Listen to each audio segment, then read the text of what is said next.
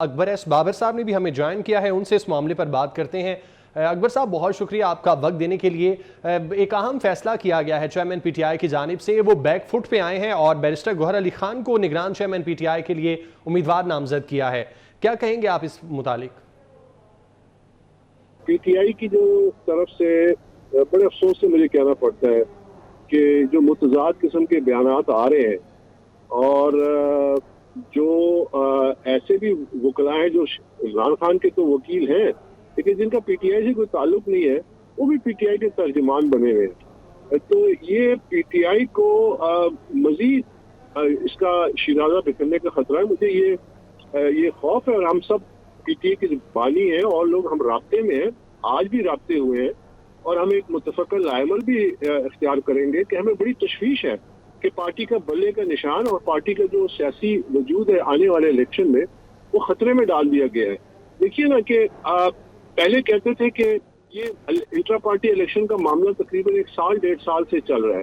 پہلے P T I نے election commission سے 1 سال مانگا کہ جی کووڈ کی وجہ سے ہم الیکشن نہیں کرا سکتے، ان کو وہ ٹائم دیا گیا، پھر بھی وہ ایک ٹرانسپیرنٹ اور ڈیموکریٹک الیکشن نہیں کرا سکے۔ اس کے بعد جب ان کی وہ الیکشن مسترد ہو گئے تو پھر اس کے بعد ان کو 20 دن اب مزید دیے گئے۔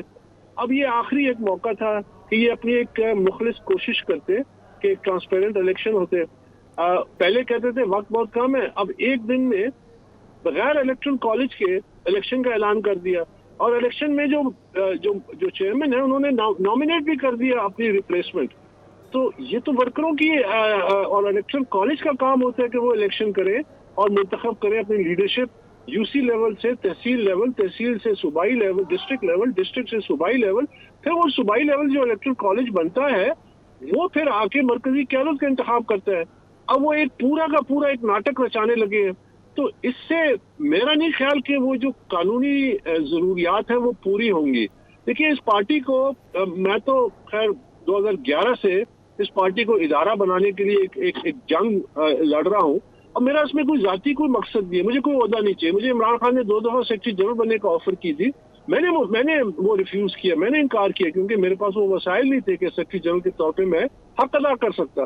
تو مجھے عہدہ نہیں چاہیے، لیکن ہم سب بانی، مثلا سعید اللہ نیازی ہیں، عمران خان کے فرسٹ کزن ہے، پی ٹی آئی کے فاؤنڈنگ پریزیڈنٹ ہے پنجاب کے، وہ میرے ساتھ ہیں۔ ہم آنے والے دنوں میں آپ دیکھیں گے ان کی طرف سے بیانات بھی آئیں گے، میرے ساتھ وہ کھڑے ہیں، ہم نے پریس کانفرنسز کی ہیں۔ اسی طرح جو یوسف علی ہیں جو سوابی سے الیکٹڈ سیکرٹری جنرل تھے، وہ ہمارے ساتھ ہیں۔ اسی طرح بلال رانا ہے فاؤنڈنگ ممبر ٹیکسلا سے، اس طرح خواجہ امتیاز پی ٹی آئی کے فاؤنڈنگ پریزیڈنٹ یو کے اور یہاں کے ٹیکسلا کے، تو محمود خان ہیں، اسی طرح ایڈمرل جاوید ہیں جو پرانے اور بڑے پرومیننٹ ممبر ہیں پی ٹی آئی کے۔ تو یہ ہم سب آن اے ڈیلی بیسس کانٹیکٹ میں ہیں، اور ہم بہت تشویش میں ہیں کہ یہ پارٹی ہم نے بڑے محبت اور پیار سے بنائی تھی ایک بڑے مقصد کے لیے۔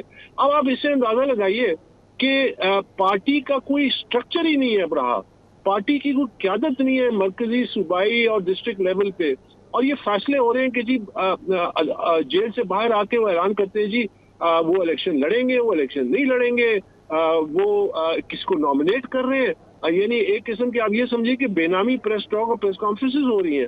تو یہ انتہائی تشویشناک معاملہ ہے، اور یہ پارٹی کو مزید نقصان کرے گا، نقصان پہنچائے گا۔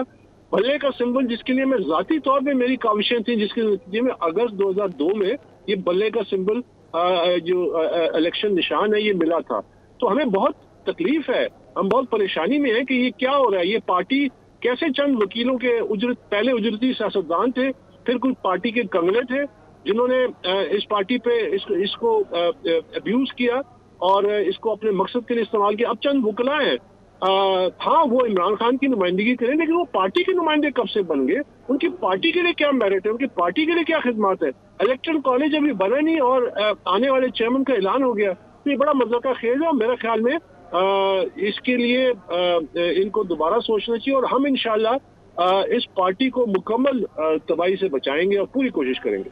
آنے والے دنوں میں آپ دیکھیں گے کہ ہم تمام جو لوگ ہیں اکٹھے ہو کے، چاہے وہ زوم کے ذریعے کیوں نہ ہو، تو ایک متفقہ لائحہ عمل بھی دیں گے اور ورکروں کو متحرک بھی کریں گے، ہم میٹنگز بھی کریں گے، ہم پریس کانفرنسز بھی کریں گے، اور ہم ورکروں کو یہ بتائیں گے کہ یہ آپ سے آپ کا حق چھینا جا رہا ہے۔ یہ ورکروں کا حق ہے کہ وہ اپنی جمہوری طریقے سے اپنی لیڈرشپ کا انتخاب کریں. لیڈرشپ کو مسلط کرنا جو ہے یہ ڈکٹیٹرشپ میں ہوتا ہے، اور یہی پاکستان کی سیاست کی جو سب سے بڑی جو وجہ ہے اس کی ناکامی کی، وہ اس لیے کہ وہ لیڈرشپ نہیں دے سکتی. لیڈرشپ اس لیے نہیں دے سکتی کہ سیاسی جماعتوں پہ افراد اور خاندانوں کا قبضہ ہے.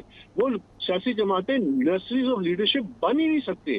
تو اس کا واحد طریقہ ہے کہ سیاسی جماعتوں کو ادارہ بنایا جائے اور وہاں جمہوریت لائی جائے. مطلب یہ مجھے بتائیے نا کہ سب سے بڑے جمہوریت کے علمبردار یہ سیاسی جماعتیں ہیں، لیکن وہ اپنے اندر جمہوریت برداشت نہیں کرتے، اپنے اندر میرٹ اور ورکر کی رائے کو برداشت نہیں کرتے. اور یہ یاد رکھیے، میں یہ ضرور کہنا چاہوں گا کہ یہ مسئلہ صرف پی ٹی آئی کا نہیں ہے، یہ تمام جماعتوں کا ہے.